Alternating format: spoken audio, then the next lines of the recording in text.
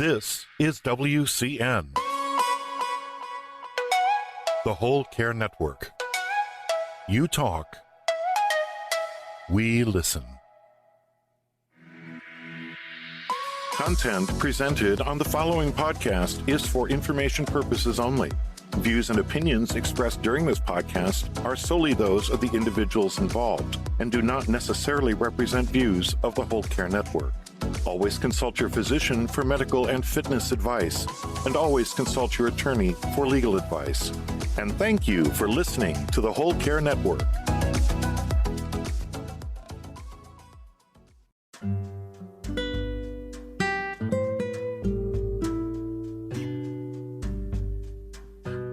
Welcome to Island Treasures, a place for caregivers to hear encouragement from other caregivers who, by sharing their experiences, offer helpful information and resources for your caregiving journey. This podcast is brought to you by our sponsor, Cabin Tilly Contractors in the Comox Valley, where we care too. And I am your host and certified caregiving consultant, Alison Van Schie of Alongside Caregiver Consulting, from beautiful Vancouver Island in British Columbia, Canada.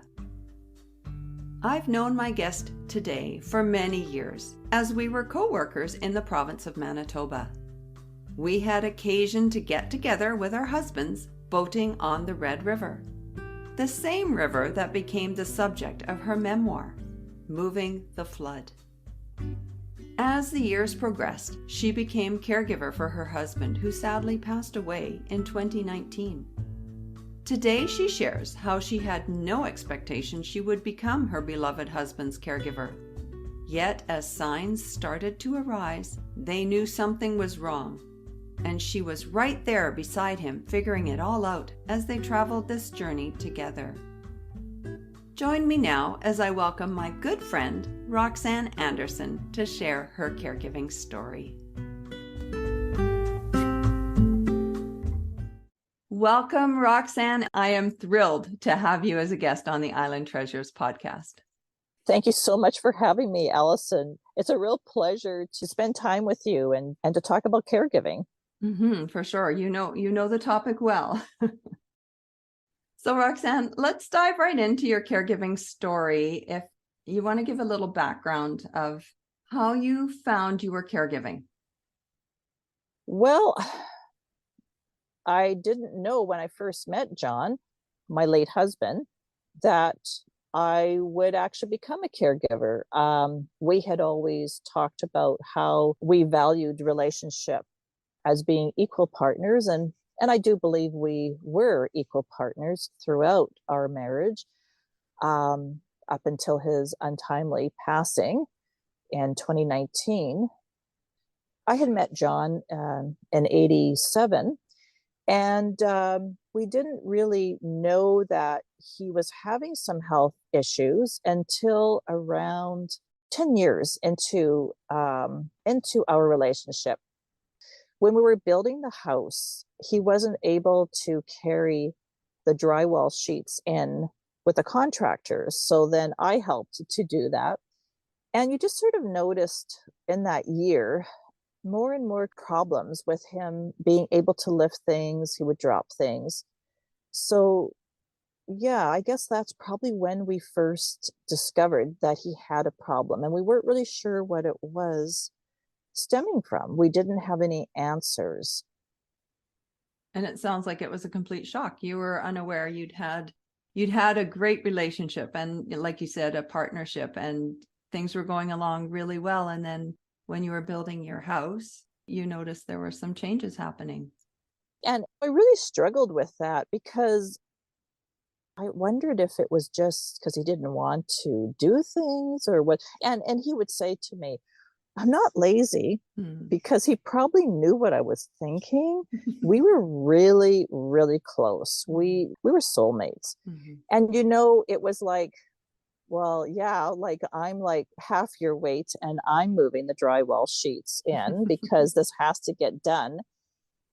But, and I guess because of my background in social services and working with folks who have developmental disabilities, I started thinking there's got to be more to this illness.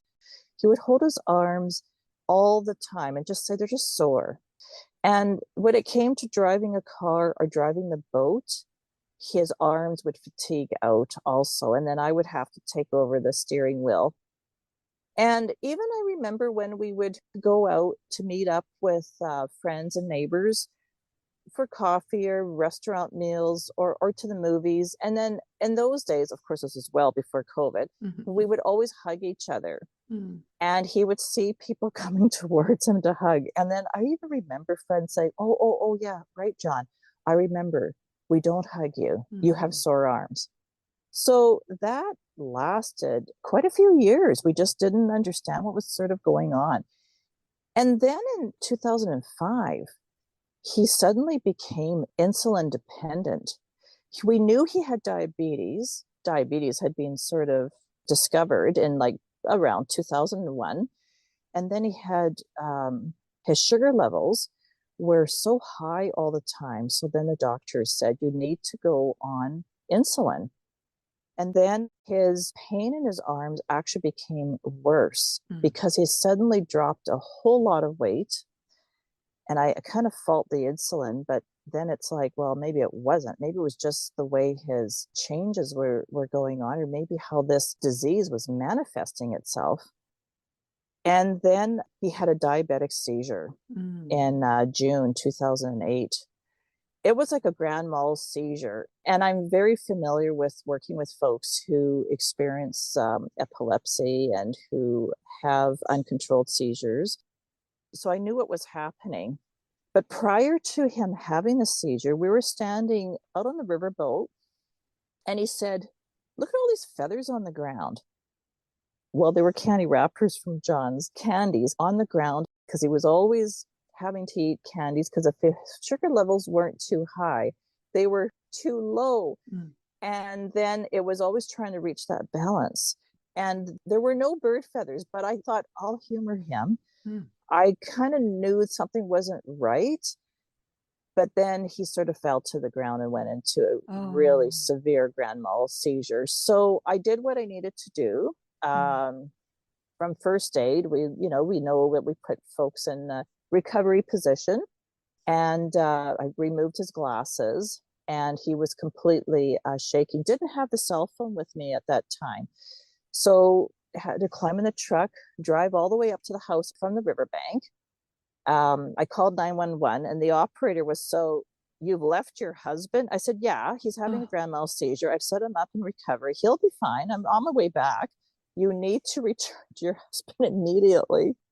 So she asked for a neighbor. So the neighbor came over, and I sped back to the spot. And so we all took care of John.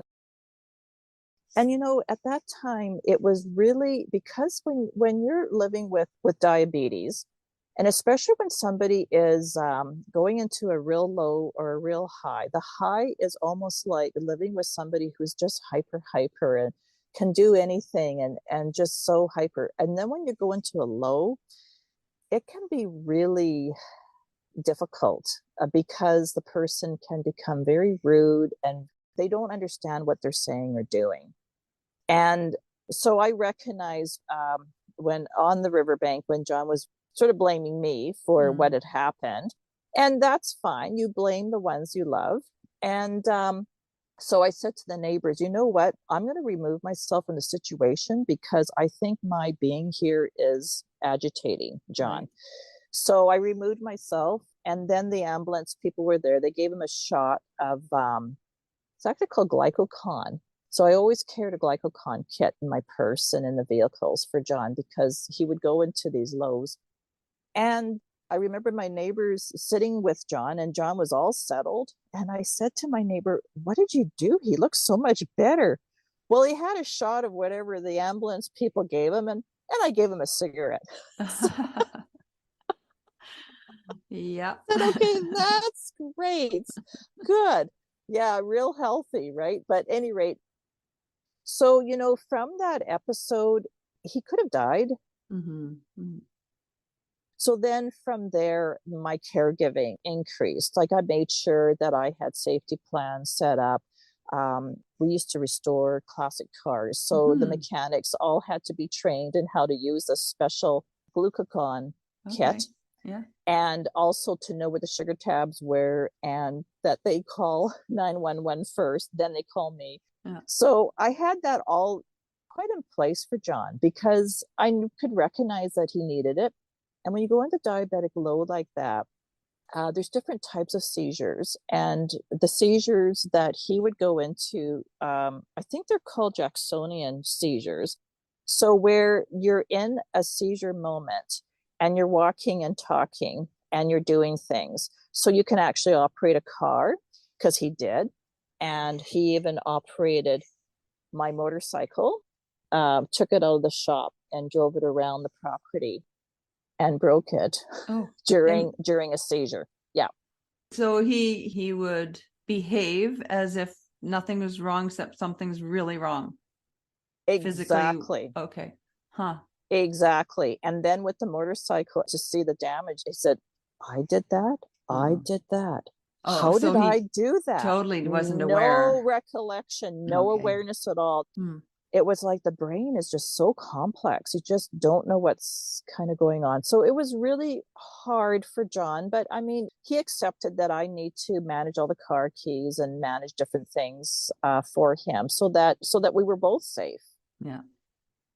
I think, though, the most difficult thing, though, about his pain was just having this constant pain in his arms. Like, he would tell me that he would have it if he didn't have any drugs. And of course, we did the rounds of different medications and different treatments. We did, I say we, because I was right there alongside with him.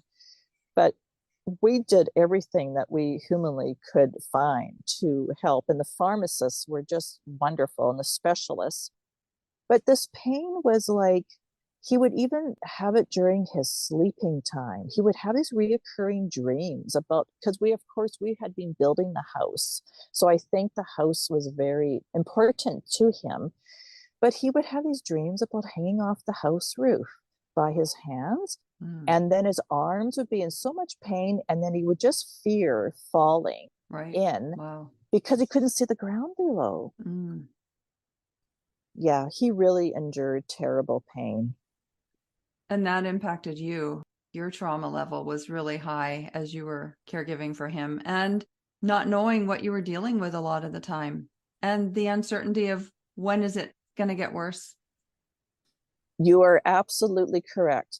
I had no idea what kind of emotional pain that I was in. And I think back now, what I did to others, I've had to go back and apologize to people like coworkers, family, friends, doctors, nurses, because the way, I guess, I would just react instead of thinking first. And I was always so tired, always tired, because you don't get the sleep that you need when you are caregiving. And I didn't really understand what it meant to be in self-care until I became a social worker in 2015. I had been working in social services, but I wasn't a registered social worker until here in Manitoba, some new legislation came through and I had to register. And then I started thinking, oh my, if I'm not well, how do I help others? And it's how do I help my husband? And John, he also worked in social services. He was a juvenile counselor for the Manitoba government. So he understood too how this was impacting me. And sometimes you have to have vim and vigor to get things done and to get the nurses to do what they need. I would stand in the pharmacy line. We don't have John's medication ready yet for you. I said, that's fine. I'll go take another 15 minutes and go around the grocery store and pick up the items. Maybe I missed something on my shopping list. I was kind of nasty. So then I learned I have to be assertive, not aggressive, and not be, well, it certainly wasn't passive, but I did learn and strive to be just more assertive. And so I see it in my work today when I'm working with people who are caregiving at home, also for their loved ones who may have disability, physical, mental, Alzheimer's, different disabilities and invisible disabilities, and just sort of see their reaction. And it's like, you know what? Look after caregiver. You need to. And you're recognizing something that you didn't recognize before. That's a takeaway from your experience, Roxane. Thank you. I just think it's just really important to be able to share my journey and to share what John and I lived through. So he was diagnosed with that pain in his arms after going to genetic counseling and having all these different tests taken. And he actually agreed to allow a large piece of muscle mass removed out of his arm. He was diagnosed with a rare degenerative muscle disease called mitochondrial myopathy. This is when the muscle cells do not communicate properly with each other, and it results in the neurons continuously misfiring. So this explained the constant pain and why his blood sugars were always so high, because chronic pain drives blood sugars. We had thought that he may have had diabetic neuropathy, and it turned out that that just was not the case. And I didn't know this, but when we met with a geneticist I think we were there 3 or 4 times, he told us that there were 3,000 different muscle wasting conditions that John may have had. So they were able to pinpoint it to this mitochondria myopathy. There's no treatment for it, but John did agree to be trialed and to get involved in whatever way could help, because he thought, at that time he was like 54 years old, and he said, this would be really hard for somebody who's like 18 or 19 years old or just starting out in life, and they would have to endure this. So John was very good about trying different, there was enzymes and different drugs and vitamins and that he did trial to see if it would work. Unfortunately, it didn't. He had to return to narcotics and medication to control the pain. But at least we found out what it was. Oh my goodness. Yeah, 54. So he, being who he was, he sought to use what he was going through to benefit other people through the trials that he was willing to partake in. Correct. And at that time, he was like, he had to retire due to ill health at age 51 because he just couldn't do it. I mean, when you're working as a counselor at the youth center and having to take people to court, you have to be physically fit. And there was just no type of work he could do where he wasn't experiencing some kind of problem with the pain. So he did meet with a support employment counselor through the province. So that was really helpful. They really did try different places where he could work. But it just, unfortunately, it was like, I just can't even do a part-time, because I said, well, what if you drive into town? Because we live out in the country. So what if you take the 20-minute drive in and then just did a couple of hours, or just did half a day? It just worked part-time. But it was the driving that was hard, because by the time he would get into town, his arms would be all used up. Exactly. Yeah. So then, being who I am and working with people through different programs, people can apply for CPP disability pension. So you don't qualify for that pension unless you have a ongoing, persistent, long type of disability. But unfortunately, with muscle diseases and with a condition, chronic pain, there's no test, there's no x-ray that can show, yes, we have chronic pain, or that shows until we got the diagnosis of the mitochondria, myopathy. We didn't have any diagnosis. Like one of his specialists had diagnosed him with fibromyalgia. And at that time, maybe there is today, but at that time, there wasn't any particular type of blood test. I think specialists had to rule that in by consensus. But because John did not have fibromyalgia, did not have diabetic neuropathy, it was really difficult to try to apply for the disability pension. And he was at a place where he did not feel he was contributing to the household income. Mm-hmm. And I said, you have your cars. Exactly. You have your cars. You're working on cars. I can't even work on cars now. So, well, we can farm out some of the work. You could guide them and tell them how to do it. We tried all sorts of things to make everything work.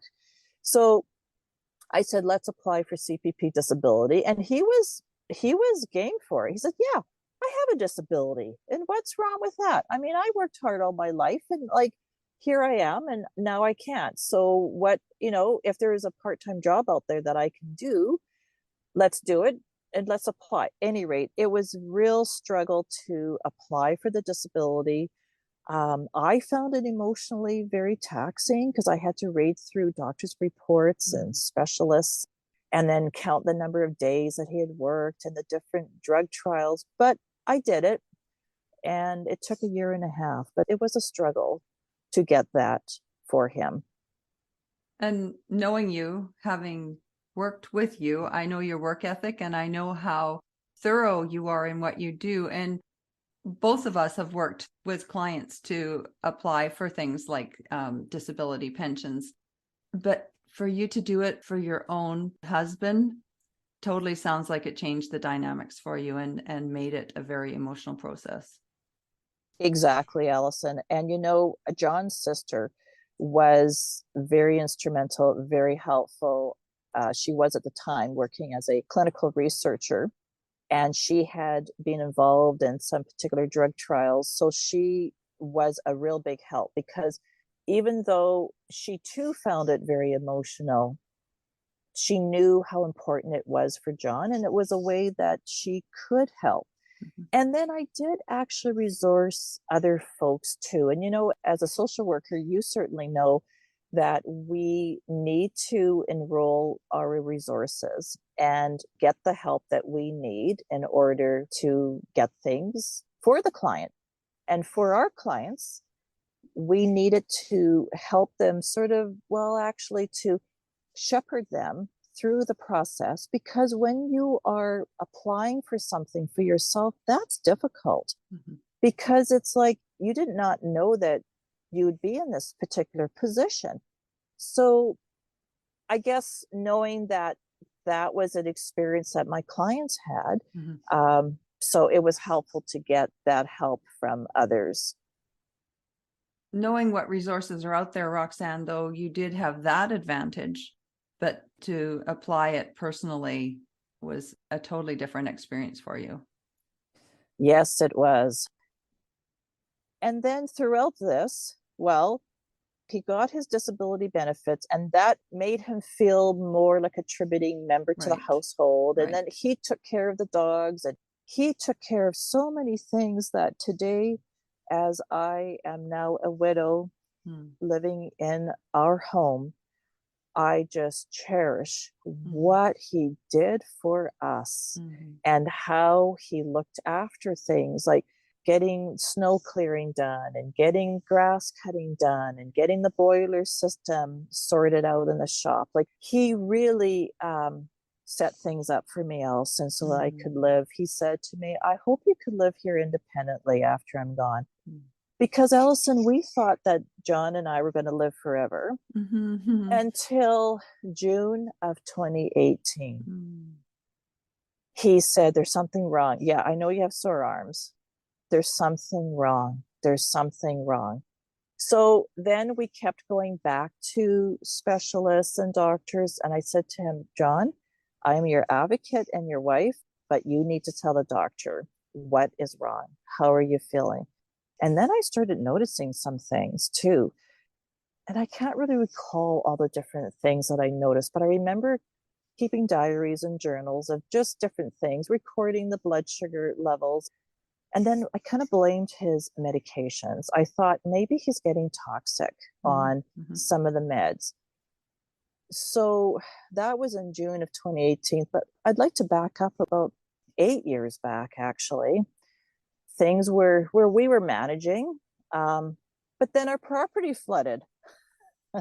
Yes. And actually, the flood of the Red River, it's interesting how adversity brings things together.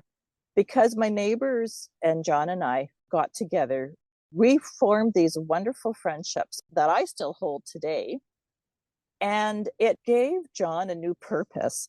Although his arms didn't work well, he couldn't maybe drive. He could certainly manage the telephone, and he could manage phone calls. He organized a flood support group. he orchestrated meetings at the local rural municipality. He became a real flood advocate. And then he started researching. So I would bring things home from the library. And John and I became these strong-willed advocates, which I'm still actually doing today. I'm still, and he did ask me to write it all down and to make sure that there's a record of the flood issues from the Red River, which I have done. But that really gave John such a purpose. So I think when we're caregiving, if there's any way of ensuring that they are feeling included, that there is a purpose, that you're not just giving them a make busy project, actually something that's really going to benefit family, friends, community. I think it's just so important. Well, interesting to add to that, you had said earlier that John wanted to feel like he was contributing to the household. So carry that over and give him that purpose in the community. Yes. Trying to determine why the property had not flooded historically, because I did research back, well, the two of us researched back to 1859. Yeah, that's a long time.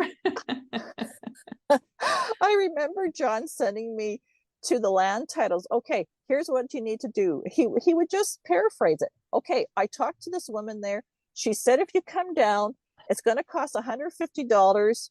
They don't take cash, so make sure you bring a money order, and she'll research the property right back to the 1800s. Wow. Could you do that, Roxane? For you, John, I'll do it. And then I did. All this on top of a full-time job and caregiving. Yes, it was. Well, sometimes my job would take me into the city, and you have lunch breaks and also vacation leave. You know, I would spend a lot of my vacation days at the provincial archives, and then I would bring home all this stuff. And then, of course, dinner as well, because John would enjoy going to restaurants. We couldn't do that as often as we would have liked to, but it would be, hey, you're going to the archives. Why don't you go get us a Garwood Grill Pizza, which is an iconic restaurant in Winnipeg, and get home and we'll enjoy pizza and sit around and read the research, because we both really enjoyed it. So just fast forward a little bit, and you have written your second book, and your second book is a memoir about the flood. And there's a lot of research behind that. So very interesting book. And it's called Moving the Flood. Thank you for mentioning it, Allison.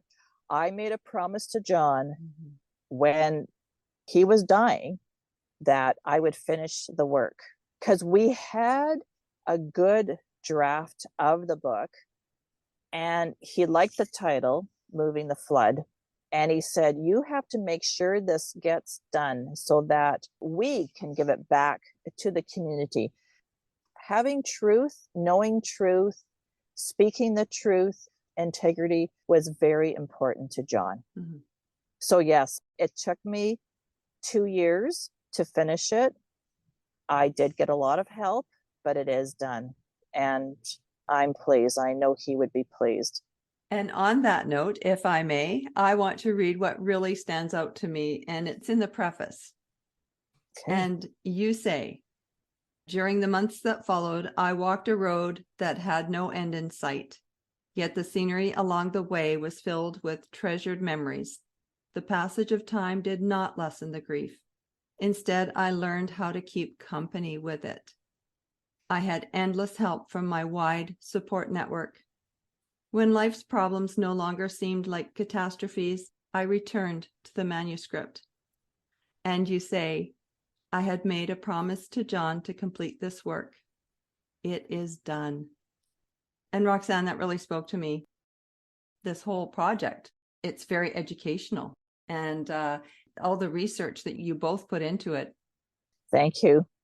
Thank you for sharing that, Allison. And while you were reading those statements, I am grieving right now, but I'm grieving inside. Mm-hmm. And I was told by my grief counselor that you will grieve, it will never leave you, but we learn how to live alongside it.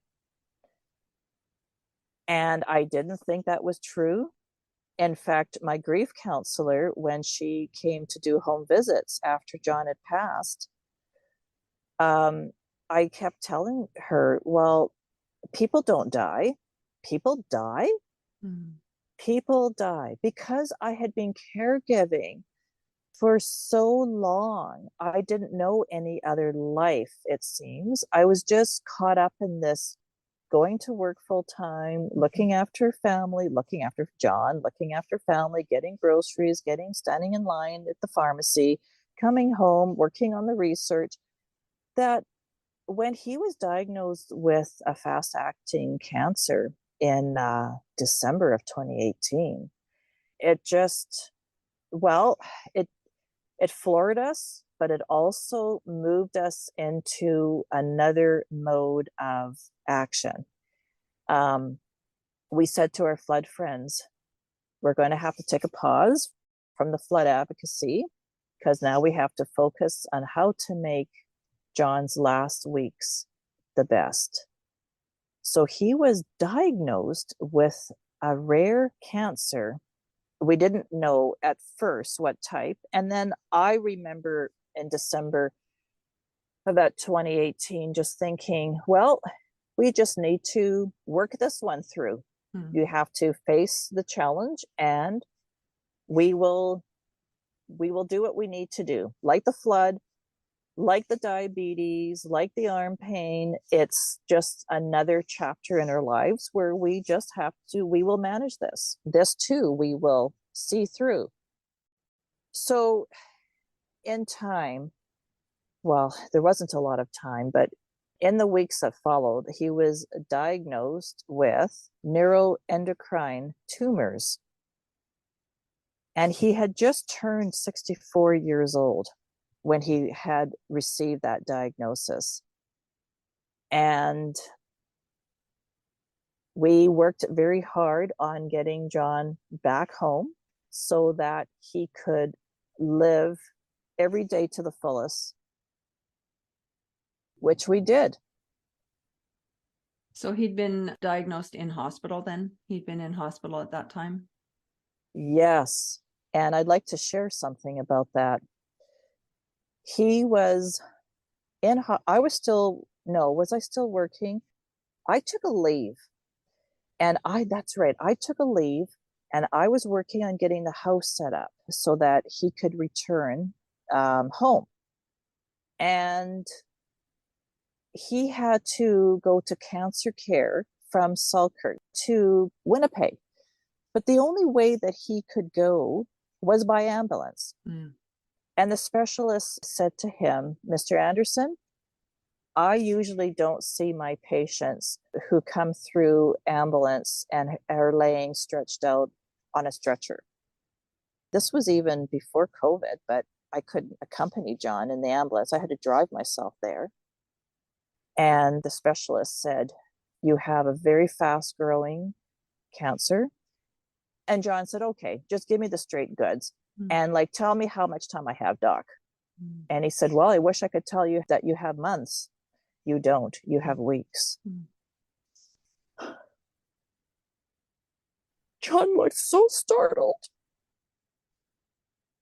laying on his stretcher. He was so startled. But knowing John, he said, Doc, you must have something. I know you guys have drugs. You have something. Can't you give me something? I would really like to go back home so I could spend time with my dogs and my wife. So the doctor said, well, I can do palliative chemo. It's not going to be easy and it's not going to be pretty, but I could do that. And so that you can return home to your dogs and to your wife. And it kind of gave us hope, right? It gave us something that we could work on, because John and I had always thought, is it better to know if you're passing, or is it better not to know? And we really struggled with that concept. But when he went through his palliative chemo and then he came home for that month, it was better to know.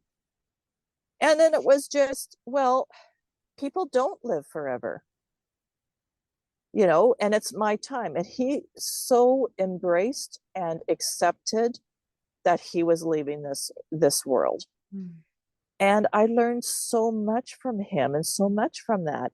But it was tough, Allison. It was, I don't know if the cancer had reached his brain, but he was busy. And then I remember a nurse saying, oh, yes, Dex is the best. I said, what do you mean by that? Because one of the drugs that John was on was called Dex, short for something else. Yep. And I had a locked box of drugs that, and I remember John, who had worked as a counselor, he said, make sure you lock that stuff up, because, and I thought, oh yeah, away from you, because sometimes he would miss, counting, because I had to administer all his meds and draw his insulin for him, because he might give himself too much insulin. And that's not a good outcome. And I said, yes, I know, John. I'll make sure that they're locked up. I've got the key around my neck. I will look after this. And he said, no, we don't want anybody breaking into the house, because that's got a good value on the street, don't you know? It was just, it was the best of times and it was the worst of times. But, I cannot believe how much wonderful, I can believe it, because we lived through all the help, the ambulances that would come back and forth. And then sometimes he didn't have to go back to hospital.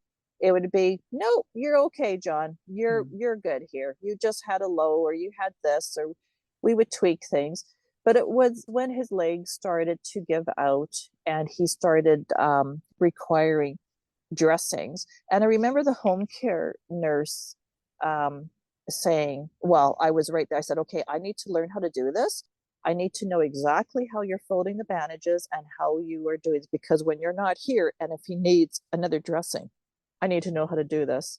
And she looked at me and she said, Roxane, you will not be doing these dressings. We are coming here 4 times a day now. And I was just like, you'll do that for us? Wow, I am so happy that you will do this. Coffee pot and teapot are on all the time. So I call it my house now. And sometimes I feel guilty when I say my house, because it's really our house. We had people like coming and going. The hand sanitizer was at the back door with the big sign to keep John well. You will apply this before you enter here. But it was a struggle, though, because, of course, he wanted to be home for the dogs. It was unfortunate that we always had to put the dogs away. There was that. But I could kind of understand it. We had a German Shepherd and a Rottweiler, so they were big dogs. And so home care required that you put the dogs away when they were there. Is that what happened? Yeah. Correct. I had to try to sleep with the dogs because they had to be with me, because home care wanted them to be with me. And it was like, okay, this isn't really working. I'm still not getting my sleep, John. He said, well, that's no good. You need to have your sleep. So then we made further inquiries, and there is a program called self-administered home care, which I kind of knew about. And I had to keep asking for it. And then there was just one day John said, okay, because at this point, somebody had to sit with John all the time because his brain would get busy and then he would be wheeling around the house and doing stuff and like deciding to do things, or he wanted to get out to the shop and he needed to be kept safe. So at any rate, I never left the house unless somebody was in the house with him. Mm. So I remember this very distinctly. I went to the home care office and I took a book and I sat. I'm here to pick up the self-administered paperwork. And I got it. How long did you have to wait?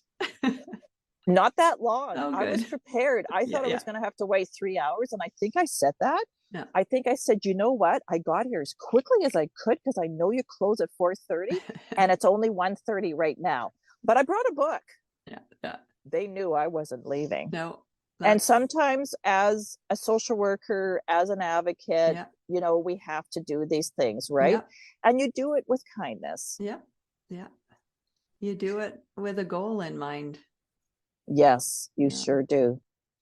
But I've learned also through this caregiving journey, and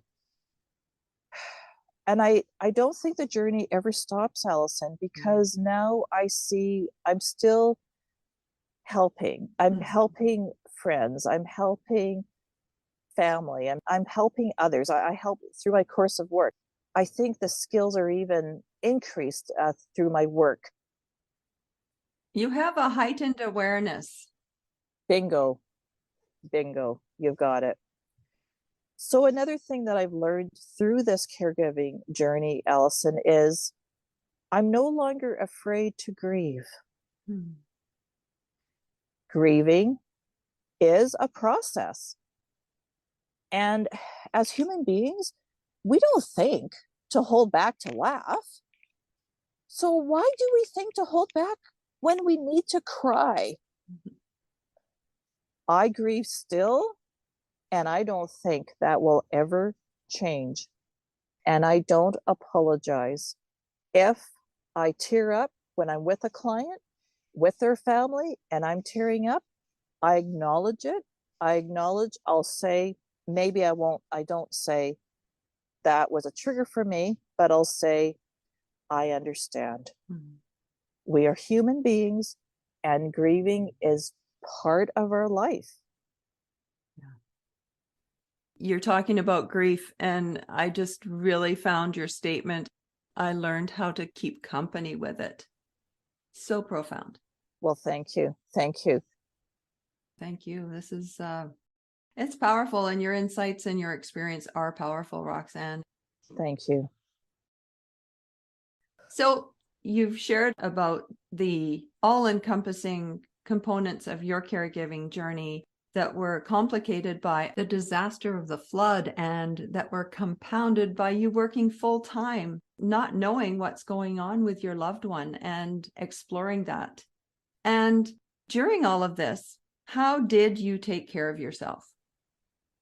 Well, I will admit, Allison, I did not care for myself very well. I hear what you're saying today, and I agree with you that I did recognize it later, but I did not recognize. And I think what happened to me and learning how to recognize it was when I started having some physical ailments, but they weren't there. You know, I was averaging 4 to 6 hours of sleep from Monday to Friday. Weekends, I would catch up. But it was like, I think I was just in a really low moment. And at the office, it was a very busy time trying to meet clients' needs.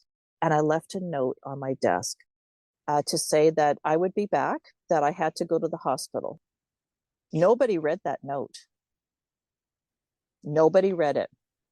Oh. I destroyed the note when I came back to my desk, and I kind of prayed that nobody would read it. Oh. But then I also prayed that somebody would read it. Oh. Maybe I think it was a call for help. Yeah. I got in the car.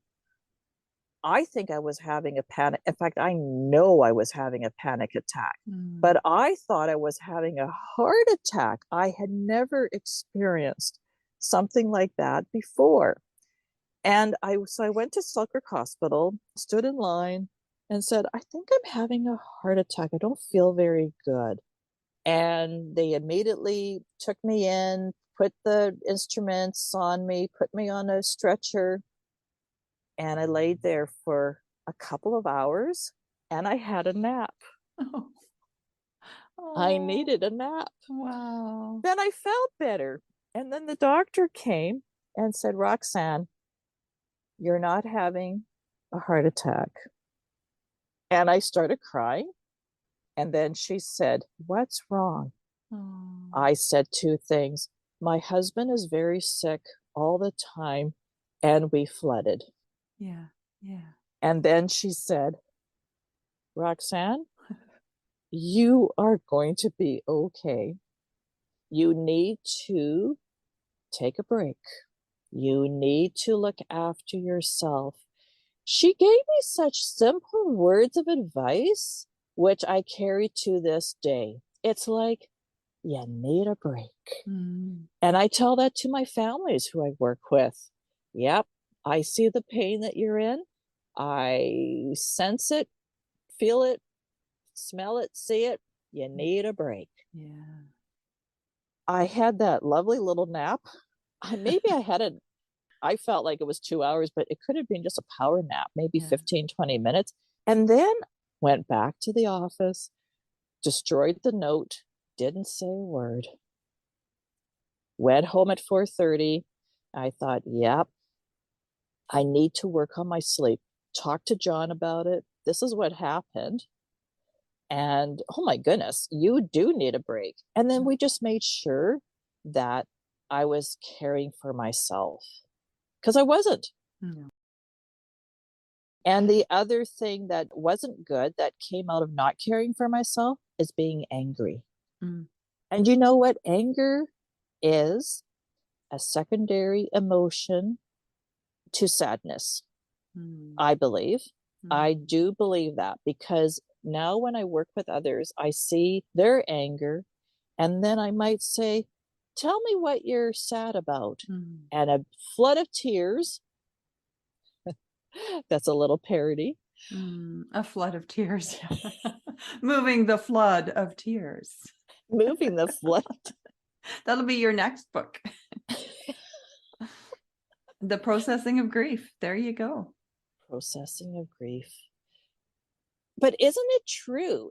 And then when you learn how much energy it takes to be angry, then when you really sense it and when you really can come to terms with it, it's like, okay, this is how we can channel into more proactive and being, or decide not to do something. So I have learned a lot. Yeah. Boundaries. Yes. Saying no. Yeah. Yes. Oh, isn't that hard? As women and as social working, it is very hard. Yeah. But you have to, in order to be kind to your client and for your family and for your friends, you do need to share boundaries. Oh, and to be kind to yourself. Yes.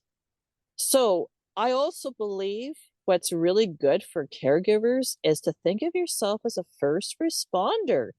I remember one of my first aid classes, we were told, okay, when you see the vehicle that's burning, what do you do first? Well, you call 911. You make sure that you are safe before you pull the person out from the wreckage.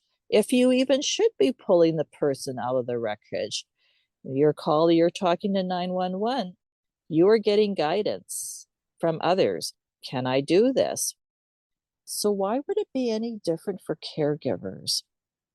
Caregivers need to receive and accept that guidance from others and to be assured that they, as a first responder, are in good physical, mental, emotional well-being before they reach out to help. Wow. Such insight. I practice what I preach too. That's good. Not always, Allison. Sometimes we don't practice what we preach, but we learn from it, right? Well, we suffer if we don't do what we're preaching. That is so true. We do suffer. And what comes out of suffering is learning. And, I do a lot of work with a prominent Indigenous community known for Chief Peguis. And we do look to the teachings and the principles of the importance of love, kindness, compassion. So these are concepts that are very important to me, and I incorporate them into my work and into my interactions with family and with friends. That's awesome. We're all a work in progress, and just learning from other people and picking up from other cultures and taking the pieces that are real wisdom that really speak to you and that you can apply. They're really helpful. That's so true, Allison. And also listening. Every encounter, I've learned through this caregiving journey how to listen and how to sort of not react, to take a pause and to allow the other party to speak first. Because we can learn a lot from anyone who we're with, the people who we support, the people who we live with, our colleagues, when we listen. I agree. And one of my favorite phrases is holding space. Just being with someone, not jumping in with an answer, just being with them. I like that. I'm going to adopt that because that is now something I have learned from you. Aw, Thank you. Thank you. I really like it too.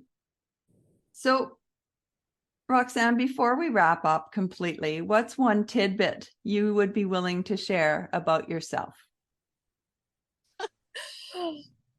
That's a really good question, Allison. I really enjoy working in John's shop again. I have not been able to work in his shop for a couple of years, but now that I'm moving along in my grief, I've been able to play his all his old favorite CD music that he enjoyed out there, and it doesn't make me sad anymore. Well, some of it still does make me sad, but it makes me treasure all the precious times that we spent out in the shop. And when I'm by myself, I will admit, when certain songs come on, and John and I used to dance together in that shop, I dance and I dance. And it's fun. That's self-care. That is awesome. Self-care, attributing memories to your beloved husband. Again, you're making me tear up. Aw. So, Roxane, how can folks reach you? They can reach me through my website, www.roxaneanderson.com. And Roxane is with one N. Thank you. Uh-huh. It is. I didn't know you had a website. I do. And I would love to hear from others through my website.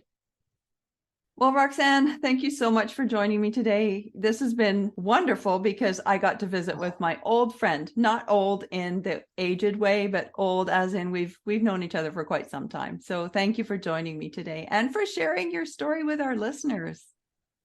Thank you for having me, Allison, dear old friend. And I enjoy your podcast. I learn from all of your guest speakers. And I think they're important for caregivers to listen to also, because we can learn so much from sharing with each other. So true. Thanks, Roxane.